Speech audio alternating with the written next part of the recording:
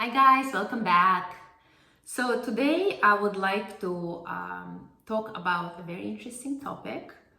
It's a bit a controversial topic, I would say, and we hear that a lot in the news, and you probably can guess it. It's about the reputation of the pharmaceutical industry.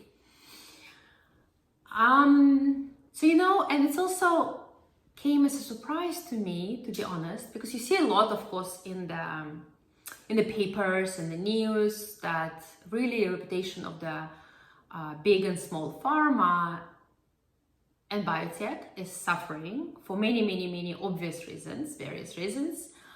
But it's interesting, when I was speaking with several MDs, physicians, and pharmacists, a lot of them also asking that question, that I do want to join an industry, but how do I make sure I work for an ethical company? And that's a very good question. Or how do I make sure that my friends will still be my friends and don't tell me, oh, you sold your soul to the devil? And I think that's a great question.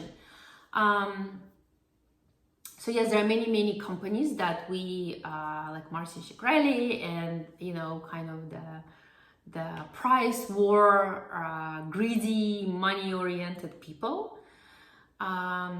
And they make the reputation of the pharmaceutical industry dirty, right? Very dirty. There are some movies made about it, but as everything that's happening in the news, in the press, on TV, it's a very small percentage of, I would say, definitely pharma. Yes, 10, 20 years ago, I would say 20 years ago, rules were very different.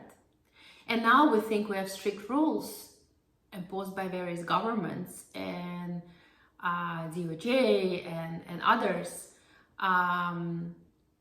Department of Justice. They will be different in 5 years. They will be different in 10 years. We'll be looking back to now and saying, oh my gosh, how did pharmaceutical industry survive then? How was it even possible?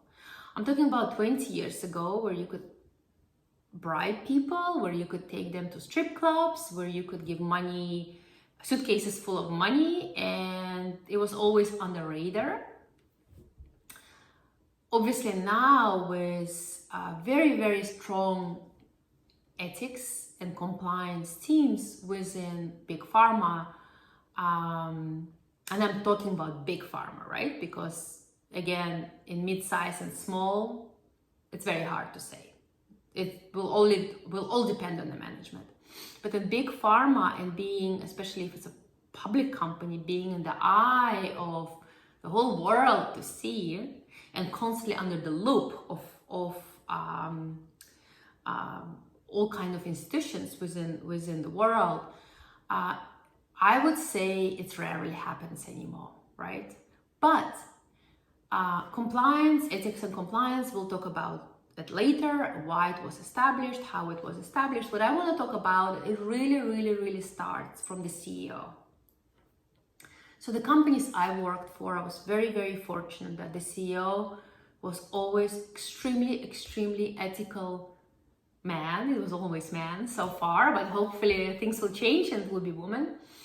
But they were extremely ethical. In my last company, the motto was patient first, then the trust with our society, reputation with our customers, and then the business is the last. Because if all these three, patient, trust, reputation, business, is met, business will come. It will come.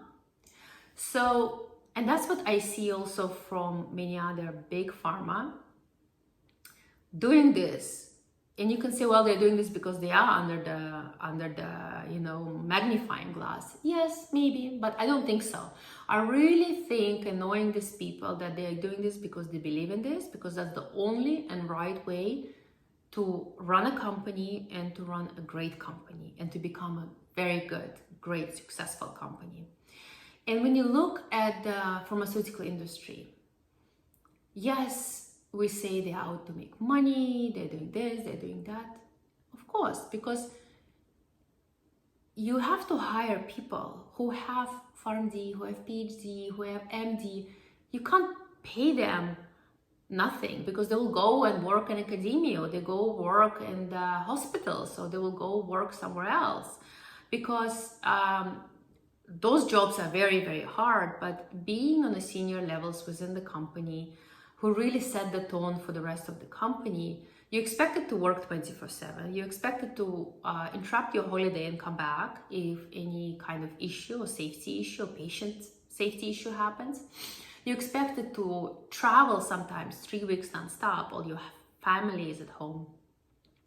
So you're expected to give a lot of sacrifices for the work that you do. And many people I know, I would say all people I know at various companies, at very senior levels, they are doing this not for money. Yeah, of course, you need to put food on the table for your kids and your wife and your family and your parents and your friends. But they're really doing it because they believe in it. They believe in doing the right thing at the right time for the right patients. They work hard to make sure that medicine will be developed quicker. However, with the right quality, and the right guidances, with all the right points and guidelines, right? But they know that if they don't work one day, and if they leave one issue just laying there, it will not happen. So I truly, truly believe that we as pharmacists or medical doctors or healthcare professionals choose to join industry, not just because that we want a bigger salary. That doesn't make anyone more happy. We know that from a lot of research. But we choose to join to do the right thing for the patients. And I truly believe that. And I truly see that.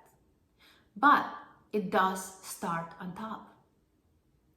If your CEO and his executive or her executive team conveys the same message all the time, each time, every time, to their teams and in their town halls, in the way they do business, then that's how the company will go.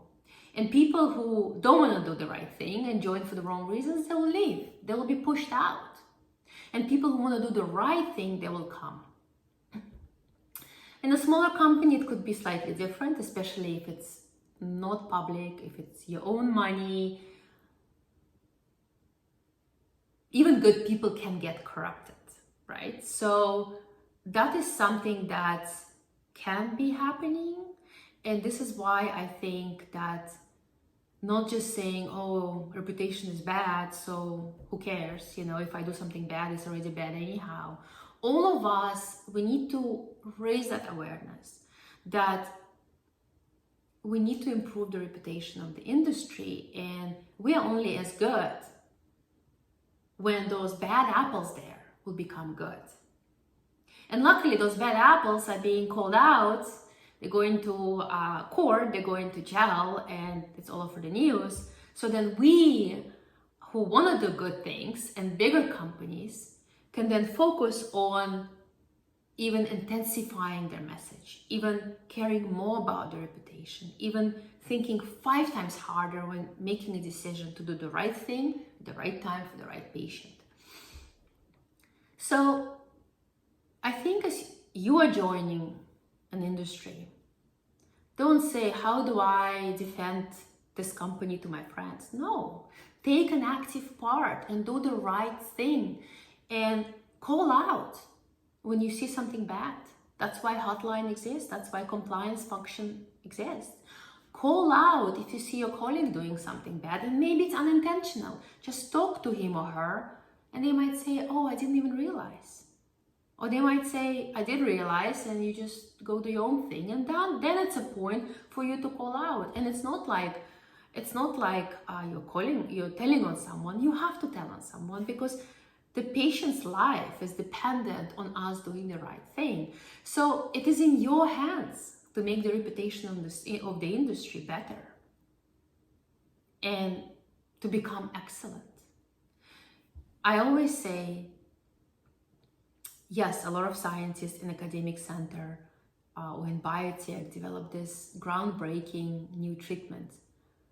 But it's truly from a big, large or mid-sized pharmaceutical companies that bring it to the next level, that save money because they produce some amazing drugs and they got some money from those drugs, and that's why they cost so much. So then we can reinvest back in the research and development and develop new treatments. And as you may know, that most drugs fail. Most drugs fail. It's really maybe 0.1 that will survive. So amount of money you have to put into the research is incredible. And then to run a study with 1,000 patients, it's huge. So if we didn't have pharmaceutical companies doing their job, we won't have vaccines. We would not have which is coming out hopefully soon, a COVID vaccine. We would not have any of that. We would not have a flu vaccine. We would not have oncology treatments. We would not have psoriasis treatments. We won't have any of it. Because research is great, but somebody needs to take that to a different level. And that's why those big pharmaceutical companies exist. And that's why they do what they do. And people who join, they really join to do the right thing at the right time for the right patient. So here's a little piece about the reputation of the pharmaceutical industry. Please write to me. Tell me if you agree or disagree. We can continue this topic. It's very close to my heart since I worked 3 years in the ethics and compliance to make sure that we do everything we can to improve the reputation of the pharmaceutical industry by doing the right thing. And please follow me, and more sessions are going to come. Thank you for listening.